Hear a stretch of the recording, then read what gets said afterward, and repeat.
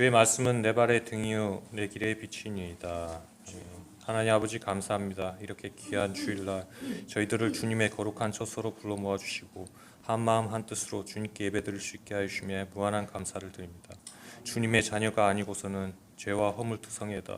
그 무엇 하나 내세울 것 없는 연약하고 부족한 저희들을 그 무엇과도 바꿀 수 없는 십자가의 보혈의 은혜로 거듭나게 하시고 사랑으로 품어주시니 저희들은 주님을 사랑하지 않을 수 없고 예배드리지 않을 수가 없습니다. 주님께 예배드리기 위해 이곳 함께하는 교회로 발걸음을 향해 온 한 영혼들을 구별 살펴주시고 그 가정들 또한 주님께서 지켜주시오. 주님을 닮은 사랑과 화목이 넘쳐나는 주님 보시기에 아름다운 가정으로 거듭날 수 있도록 하여 주시옵소서. 특별히 어려운 가운데 있는 가정들을 더욱더 살펴주셔서 주님의 따뜻한 손길이 그 가정들 속에서도 한가득 미칠 수 있도록 하여 주시옵시고, 또한 아직도 주님을 만나지 못한 나의 가족들이 있습니까? 하루속히 주님의 전으로 그 발걸음을 이끌어 주시고 주님의 그 따뜻한 사랑을 한껏 체험하게 하여 주시어 온 가정이 하나 되어 믿음의 터전을 세워나갈 수 있도록 하여 주시옵소서. 저희 함께하는 교회를 위해서도 기도하길 원합니다.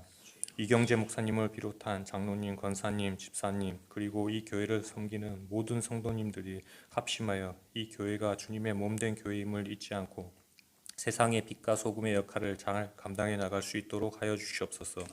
지역의 다른 교회와도 잘 화합하고 힘을 합쳐 주님의 나라를 건설해 나가는데 일조할 수 있도록 하여 주시옵시고, 이곳에 나오시는 모든 성도님들이 매주일마다 하나님의 말씀을 들으며 그 영혼이 성장하고 눈과 귀가 밝게 열려 세상 속에서 믿음의 증인으로 살아갈 수 있게 하여 주시옵소서. 우리 교회의 모든 사역 위에도 주님의 은혜가 임하여 배가 순풍을 타며 힘차게 나아가듯이 잘 이루며 나아갈 수 있도록 하여 주시옵소서. 완악한 이 사회의 변화를 위해서도 이 시간 주님께 기도드리기를 원합니다. 코로나 이후 이 사회는 더욱더 주님 보시기에 안타까운 모습으로 바뀌었고 그 가정 중에 주님과 멀어진 우리 형제 자매님들이 너무나도 많습니다. 주님을 떠나간 그들이 다시 주님께로 돌아올 수 있도록 그들의 닫혀진 마음들을 열어주시고 다 같이 함께 주님께서 원하시는 이 사회를 만들어 나갈 수 있도록 하여 주시옵소서. 그리하여 사회 곳곳에 만연해 있는 부정과 부패, 불의와 부조리가 조금씩 정화되고 주님의 공의가 이 땅에 뿌리 내려 기쁨과 화평이 넘쳐나는 사회가 될 수 있도록 하여 주시옵소서. 시내가 모여 강물이 되고 강물이 모여 바다가 되듯이 평화와 화합이 넘쳐 흐르는 사회가 되게 하여 주시옵소서. 또한 여러 나라들이 그러하겠지만 우리나라 역시 경제, 외교, 안보 등 거의 모든 분야에 있어서 해야 할 숙제들이 너무나도 많이 있습니다. 특히나 북핵의 위험이 코앞에 도사리고 있는 이 나라를 긍휼히 여기시고 주께서 친히 지켜주시옵소서. 이 시간 주님께 찬양드릴 시온 성가대 있습니다. 성가대원들 한 사람 한 사람의 마음을 열어주시고 목소리를 열어주시어 주님께서 기쁘게 받으시는 찬양을 드릴 수 있게 하여 주시옵소서. 주님의 말씀을 전하실 이경재 목사님의 말씀을 통하여서 저희들 변화받고 은혜 충만, 성령 충만의 시간이 될 수 있도록 인도하여 주시옵소서. 목사님 주시는 말씀을 통하여 우리가 이 어려운 때를 잘 이겨나갈 힘을 얻게 하시고 소망을 갖게 하시고 능력을 주실 것을 믿습니다. 이 시간 이 예배의 시종일관을 주님께 맡겨드립니다. 예수 그리스도의 이름으로 감사드리며 기도드리옵나이다. 아멘. 예, 우리 다 함께 212장 함께 찬송하시겠습니다.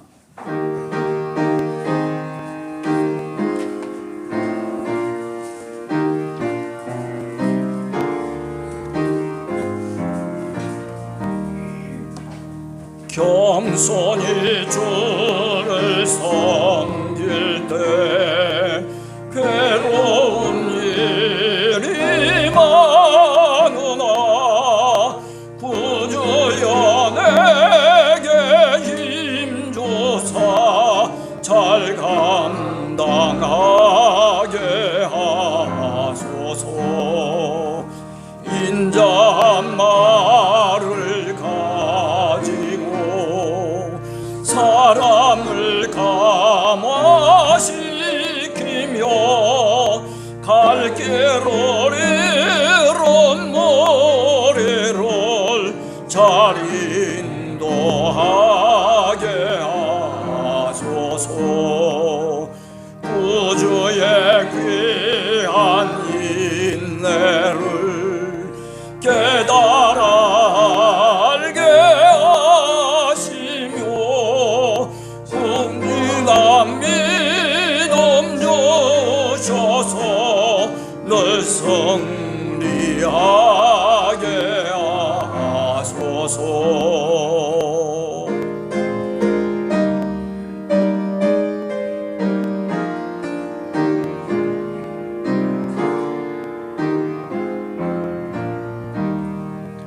장래의 영광 비추사 소망이 되게 하시며 구주와 함께 살면서 늘 평강 얻게 하소서.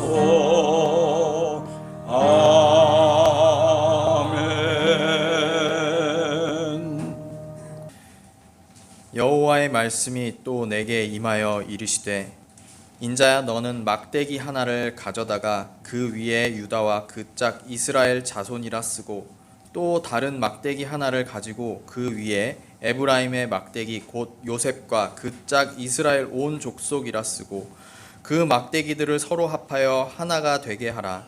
내 손에서 둘이 하나가 되게 하라. 내 민족이 내게 말하여 이르기를 이것이 무슨 뜻인지 우리에게 말하지 아니하겠느냐 하거든. 너는 곧 이르기를 주 여호와께서 이같이 말씀하시기를 내가 에브라임의 손에 있는 바 요셉과 그 짝 이스라엘 지파들의 막대기를 가져다가 유다의 막대기에 붙여서 한 막대기가 되게 한즉 내 손에서 하나가 되리라 하셨다 하고 너는 그 글 쓴 막대기들을 무리의 눈 앞에서 손에 잡고 그들에게 이르기를 주 여호와께서 이같이 말씀하시기를 내가 이스라엘 자손을 잡혀간 여러 나라에서 인도하며 그 사방에서 모아서 그 고국 땅으로 돌아가게 하고 그 땅 이스라엘 모든 산에서 그들이 한 나라를 이루어 한 임금이 모두 다스리게 하리니 그들이 다시는 두 민족이 되지 아니하며 두 나라로 나뉘지 아니할지라.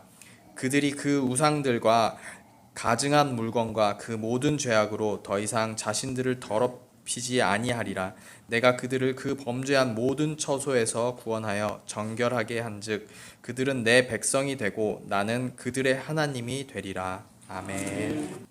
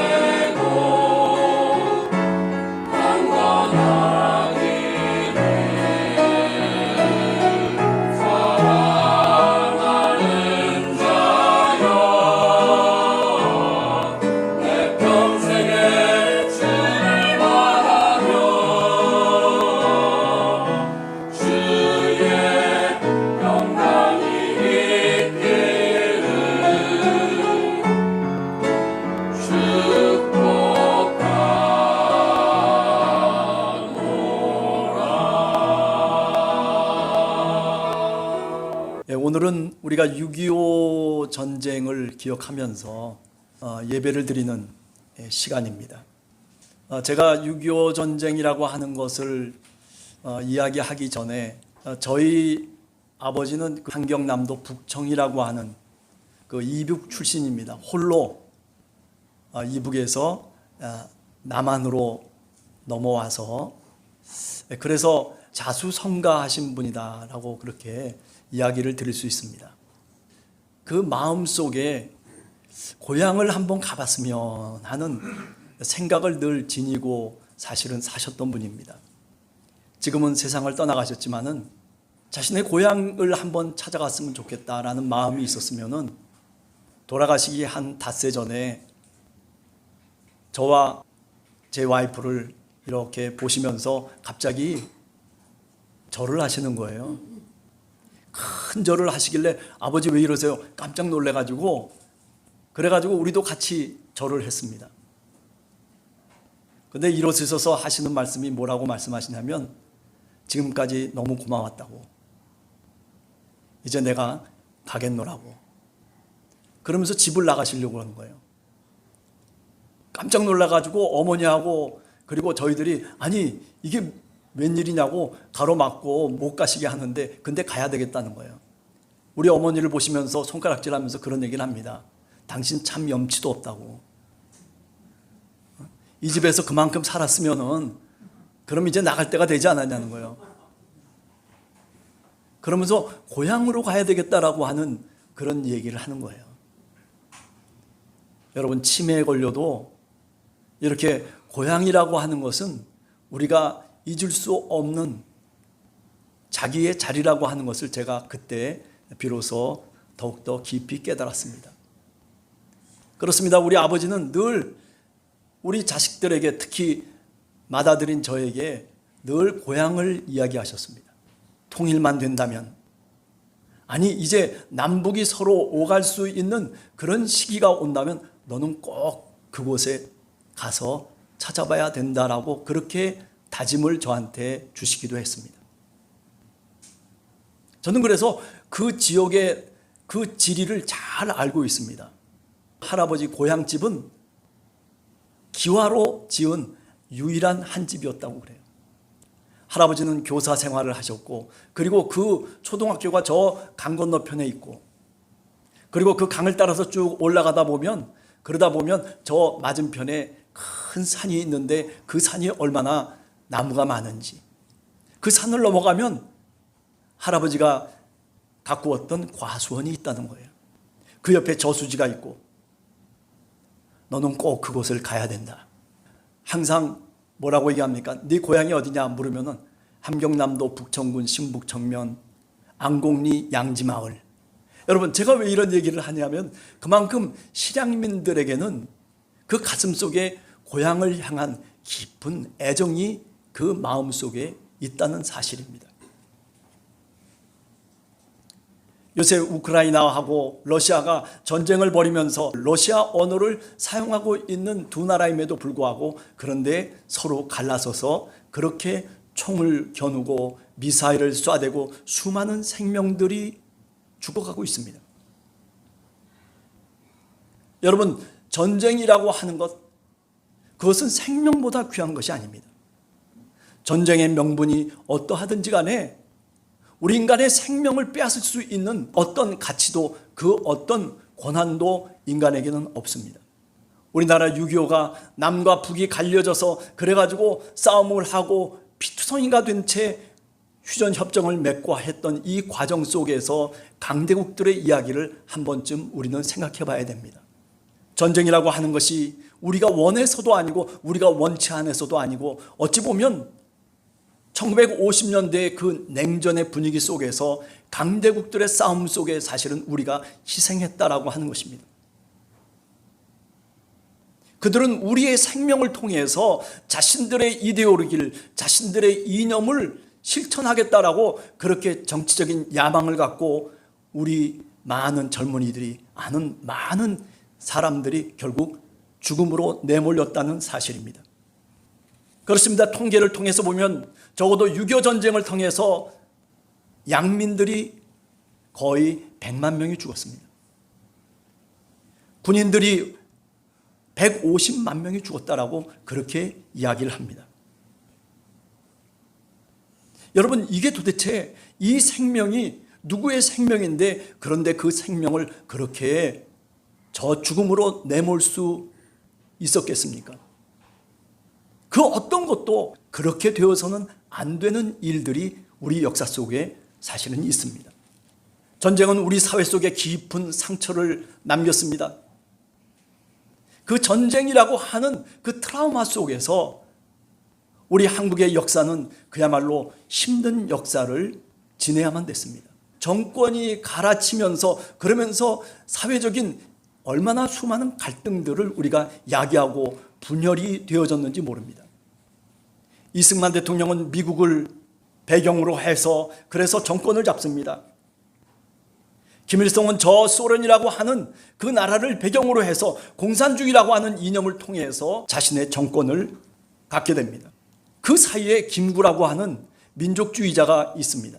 그 사이의 갈등 속에서 김구라고 하는 사람이 결국 누구에게 총을 맞아 죽게 됩니까? 이데올로기라고 하는 것과 그리고 강대국 사이에서 약소국이라고 하는 것이 얼마나 비참한 비극적인 역사를 가질 수밖에 없는가라고 하는 것을 우리는 깨닫게 됩니다. 오늘 러시아와 그리고 우크라이나의 전쟁도 사실은 그런 형식 속에서 우리가 이해할 수가 있지 않을까라는 생각을 해봅니다.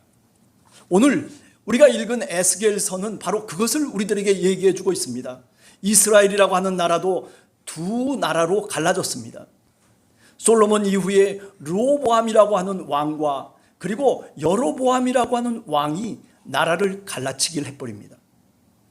서로 사상이 다르고 이념이 달랐습니다. 한쪽은 유다라고 하는 지파 속에서 자신들의 세력을 유지하기 위해서 다윗의 정통성을 갖고 있는 나라라고 주장하면서 남쪽의 나라는 유다라고 하는 이름을 갖게 됩니다. 솔로몬을 대항해서 망명 갔던 사람 여로보암이라고 하는 사람을 끌고 와서 나라를 다시 건설합니다. 그게 북쪽의 이스라엘이라고 하는 국호를 가진 나라입니다. 이렇게 남과 북이 갈라져서 그때부터 대결을 하기 시작하는 것입니다. 아니 사실은 이 대결의 저 배경에는 아수르라고 하는 강대국이 있었고 그리고 남쪽에는 애굽이라고 하는 강대국이 있었습니다. 이 강대국 사이에서 이스라엘 나라는 그야말로 풍전등화와 같이 그들이 어떻게 힘을 쓰고 그들이 어떻게 태도를 취하느냐에 따라서 나라가 휘청휘청 흔들리는 갈대처럼 그런 운명적인 역사를 걸을 수밖에 없었던 것입니다. 그러다가 어떻게 됐습니까? 결국 두 나라가 다 망하게 돼버립니다. 북쪽의 이스라엘은 아수르라고 하는 나라에게 망해버리고 그리고 남쪽의 유다는 저 바벨론이라고 하는 나라에 망해버리고 맙니다. 노예가 되어지고 그리고 뿔뿔이 다 흩어져서 그래서 바벨론의 포로로 잡혀갑니다. 1차 포로로 잡혀가는 동안에 에스겔이라고 하는 이 선지자도 그 포로 속에 속해 있던 사람입니다.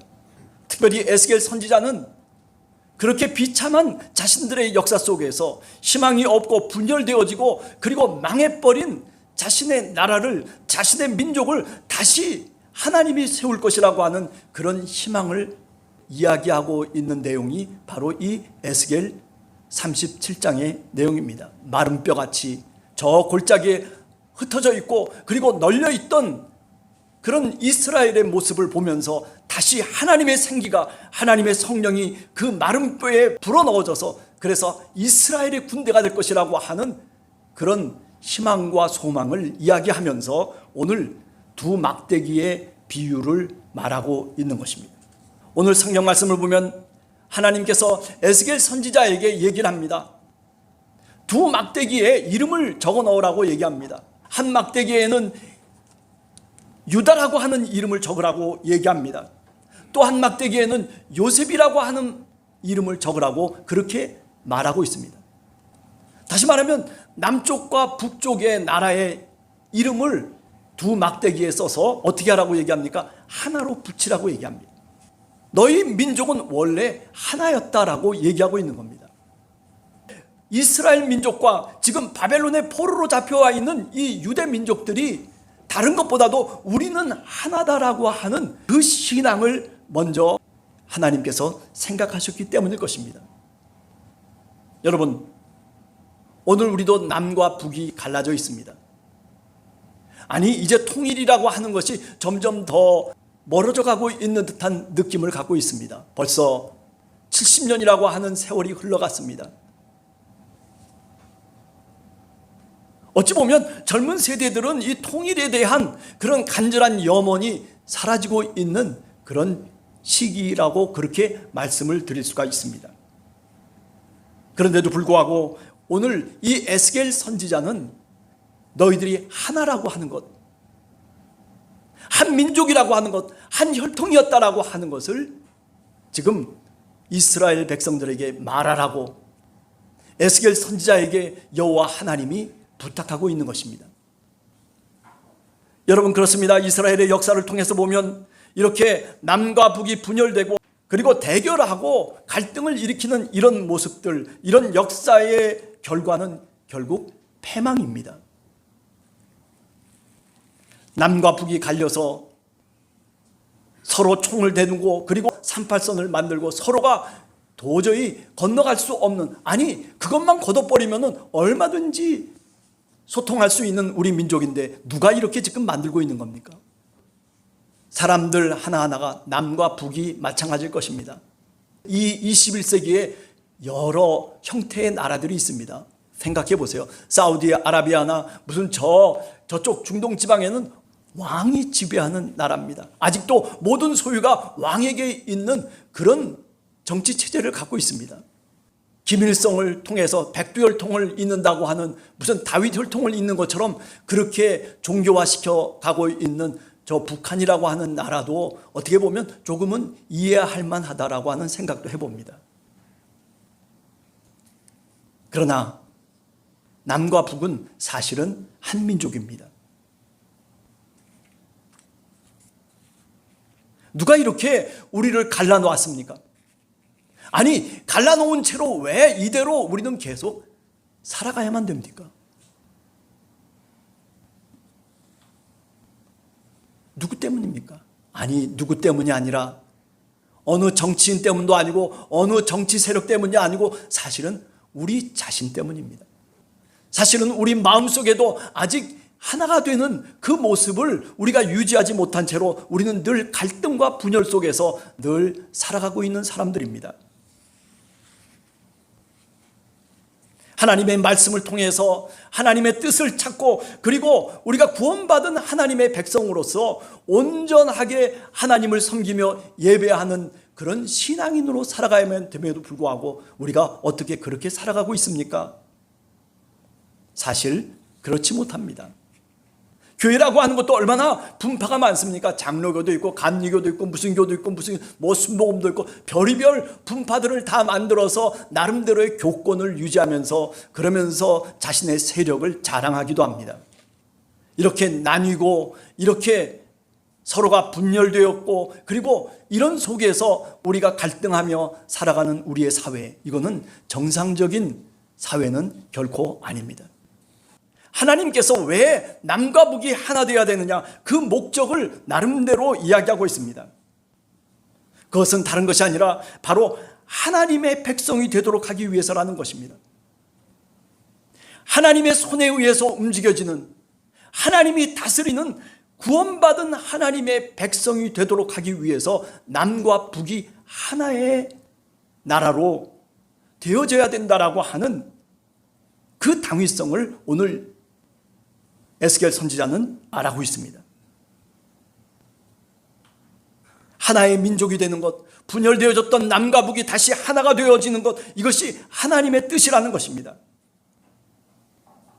22절 하반절에 보면 다시는 두 민족이 되지 않게 하겠다라고 여호와 하나님께서 에스겔 선지자에게 말씀하고 있습니다.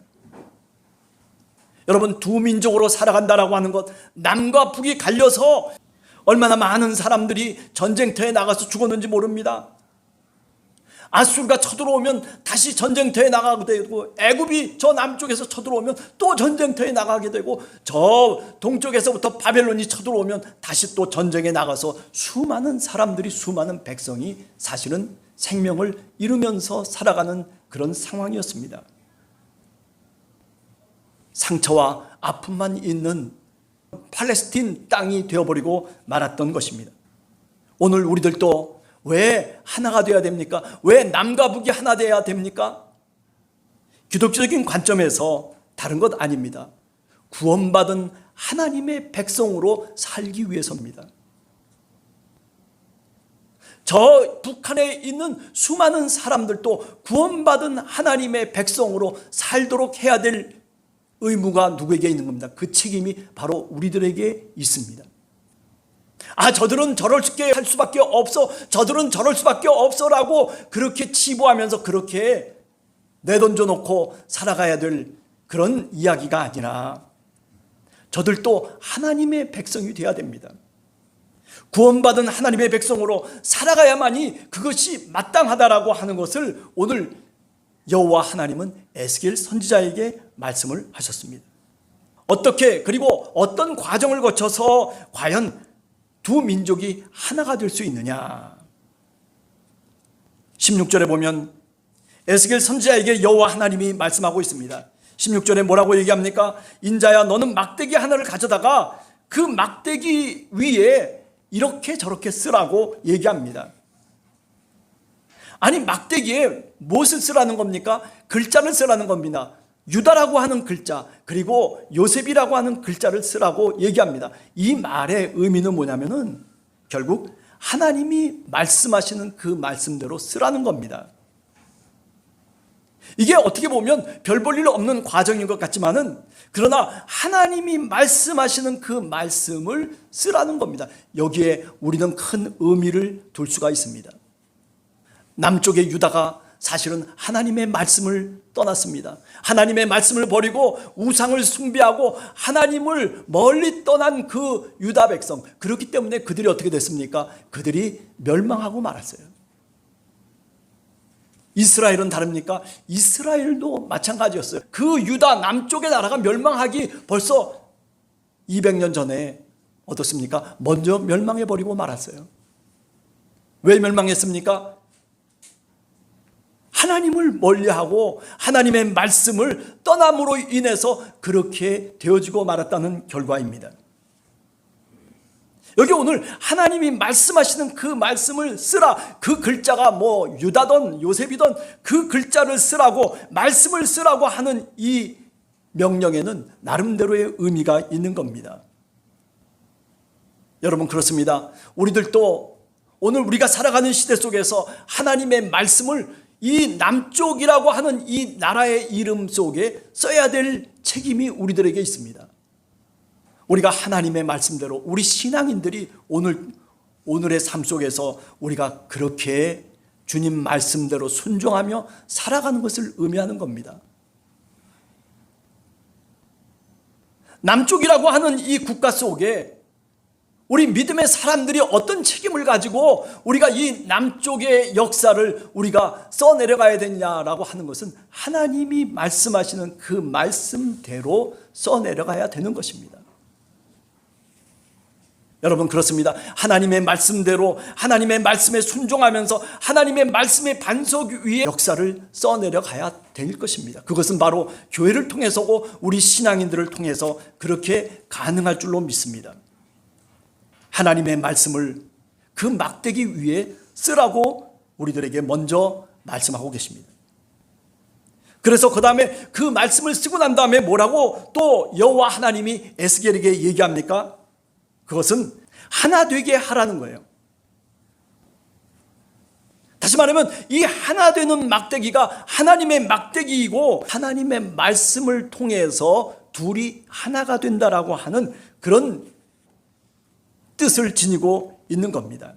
갈라서 있고 갈등하고 있는 이 사회가 사실은 하나가 될 필요가 분명히 있는 겁니다. 아니, 통일을 얘기하고 남과 북이 하나가 되어야 된다라고 하는 이야기를 하기 전에 사실은 오늘 우리들이 하나 되는 모습을 보여야 되는 거죠. 정치인들은 서로 양편으로 국민들을 가르고 백성들을 갈라가지고 그래가지고 자신들의 정치적 이득만을 취하려고 하는 그런 사람들이 많습니다. 종교인들도 마찬가지입니다. 정치 세력을 만들어가지고 그래가지고 돌을 던지고 욕을 하고 별짓을 다 합니다. 여러분, 이것은 오늘 여호와 하나님이 에스겔에게 말하고 그리고 에스겔에게 전해주는 메시지와는 전혀 상관없는 행동들입니다. 하나 되어야 되는 거예요. 하나 되기 위해서는 어떻게 해야 됩니까? 내가 양보해야 될 것을 양보해야 되고 내가 버려야 될 것을 버려야 되는 겁니다. 내 주장만 갖고 내 힘만 갖고 그리고 정복해 들어가는 것이 결코 아니라는 말씀입니다. 19절 하반절에 보면 뭐라고 말씀하고 있습니까? 요셉의 막대기와 유다의 막대기를 붙여서라고 얘기하고 있습니다. 그래서 내 손에서 하나가 되리라 하셨다 하라. 여러분, 이 붙이는 역할이 바로 우리 신앙인의 역할이고 기독교 교회의 역할입니다. 분열시키고 나뉘어지도록 하는 게 아니라 하나 되게 하고 화해하고 평화를 유지하도록 하는 것이 바로 우리 기독교 교회의 역할이고 신앙인의 역할입니다. 우리가 살아가는 삶의 자리가 어디든지 상관없습니다. 하나님은 에스겔에게 바로 그런 역할을 부탁하고 있는 겁니다. 우리 한 사람 한 사람이 화해와 평화의 메신저가 되어야 됩니다. 에스겔에게 여호와 하나님이 부탁하신 것처럼 오늘 우리들에게도 하나님은 그런 역할을 부탁하고 있는 겁니다. 왜 그렇습니까? 그렇게 해야 생명을 보존할 수 있기 때문에 그렇습니다. 그렇게 해야 생명을 잃는 전쟁에 빠지지 않기 때문에 그렇습니다. 여러분, 양극단적으로 다다르게 되면 결국은 싸움밖에 없습니다. 오늘 우리 사회가 깨딱하면 그저 늘 국회에서도 그리고 뭐 이곳저곳에서 싸움이 일어나고 그리고 서로 물어뜯고 헐뜯는 그런 현상들이 이게 정상적인 사회의 모습은 결코 아니지 않습니까? 신앙인이라면 우리가 어떻게 행동하고 우리가 어떻게 살아야 될까를 분명히 알아야 됩니다. 그렇습니다. 우리가 가는 곳마다 뭔가 두 막대기가 분열되어 있는 두 막대기가 아니라 우리가 살아가는 삶의 현장 속에서 우리는 서로를 하나로 만들 수 있는 그런 역할과 그런 책임을 감당해야만이 그래야 오늘을 살아가는 하나님의 백성으로서의 책임을 다하는 것이다라고 그렇게 말씀드릴 수가 있습니다. 여러분, 우리가 한 주간을 살아가면서 6.25라고 하는 이 전쟁의 큰 상처가 사실은 우리 역사 속에 있습니다.